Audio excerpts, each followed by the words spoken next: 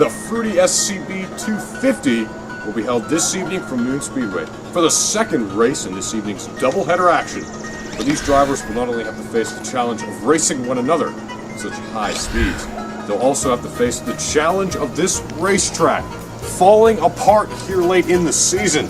Check this out, truly incredible. You watched the truck race the other night at Eldora, you saw the challenge those drivers had. Imagine these guys with this concrete just coming up off the racetrack. They're going to have to deal with that for the rest of this year. See how they can adapt to these arduous conditions and how Chad Limburner, Bill Steinbach, and Steve Brown face off for the rest of the season. So get ready for more great racing action.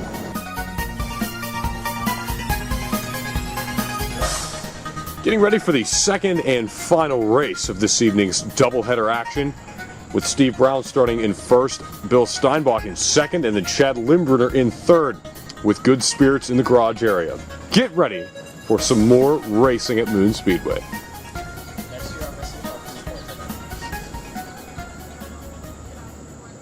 3, 2, 1, go.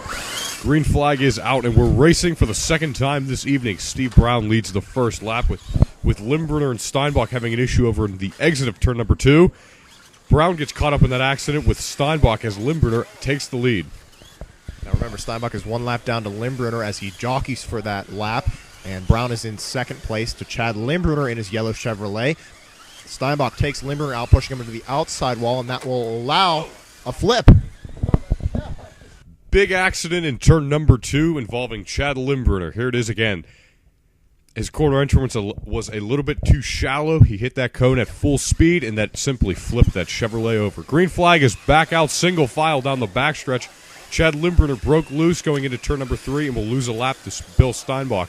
Steve Brown now in second place.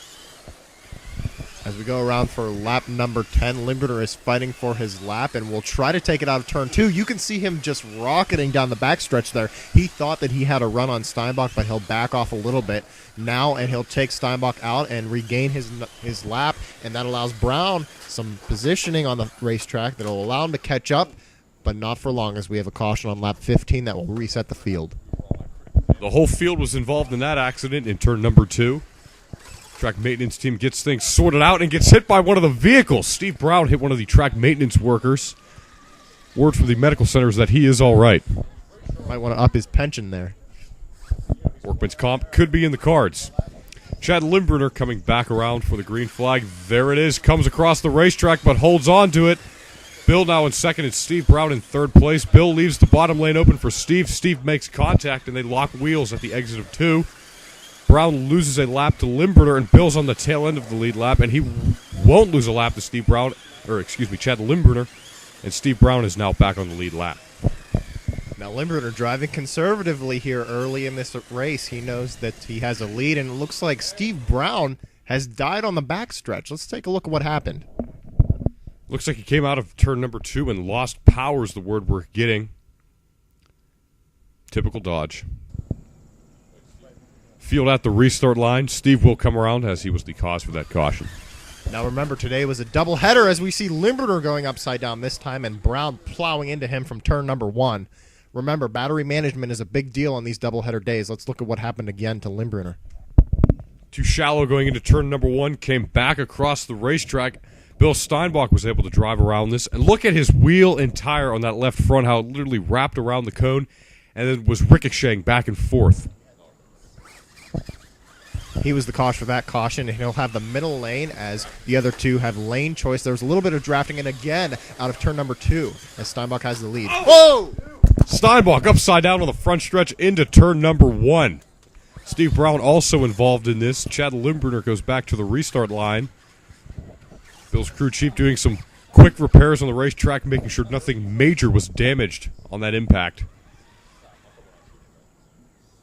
Deciding who will come around for the restart. Word is it will be Bill in the middle.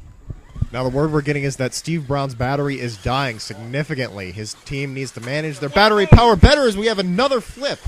Every time I try to talk about battery power, there's a flip. Chad Limburner flips over on the front stretch, the back stretch as Bill Steinbach drives up and over the curb on the front stretch. Yellow flag here on lap 28.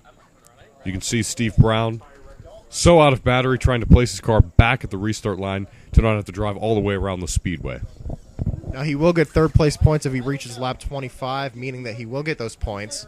So not much to worry about there. He wants to finish this race is the word we're hearing. Now, there's no rule that says you have to get off the speedway, but you really can't inhibit the other drivers a lot more, or the sanctioning body will disqualify a driver. Just like dying before lap 20, they take you out of the event, you get no points. He has reached lap 25, so that's fine there.